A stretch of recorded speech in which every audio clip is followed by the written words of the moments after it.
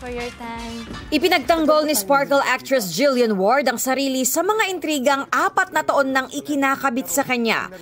Sa mga online post, kumakalat na benefactor daw ni Jillian si dating Ilocos Sur Governor Chavit Singson. Nagsusustento raw ito sa lifestyle ng aktres.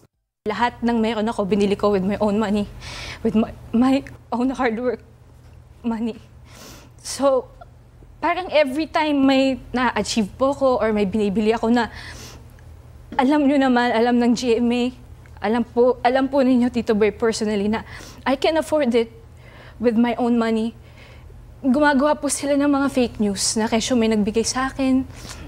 And it's all fake. So sobrang nakakabastos po siya kasi sobrang below the belt na rin po yung mga ginagawa nilang kwento. Sa mga pag-uusap online, iniuugnay kay Singson ang mga sasakyan, properties at investments ng aktres. When I was 16, bumili po ako ng Porsche Boxster. Meron po akong naging endorsement deal at the time, skincare brand siya. It was a second-hand car.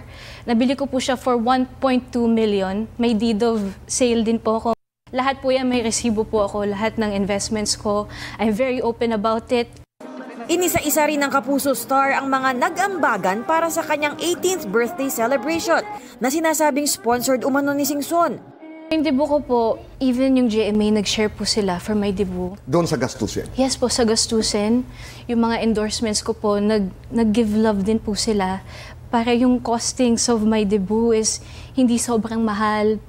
Yung gown ko po was a gift from Mac Tumang. Even my cakes were gifts from Tita Pinky Fernando. Hamon ni Jillian, ilabas ang sinasabing CCTV videong magpapatunay na nagkasama sila ng dating gobernador.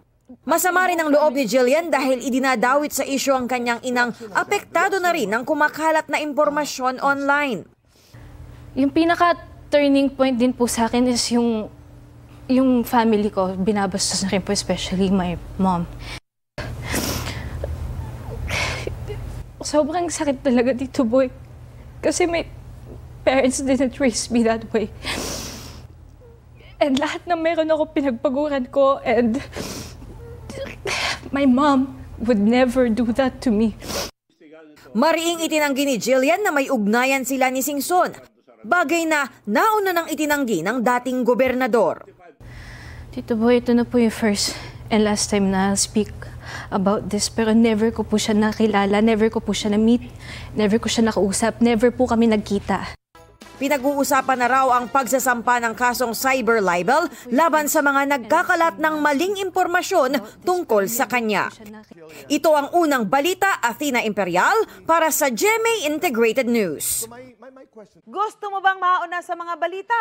Mag-subscribe na sa GMA Integrated News sa YouTube at tumutok sa unang balita.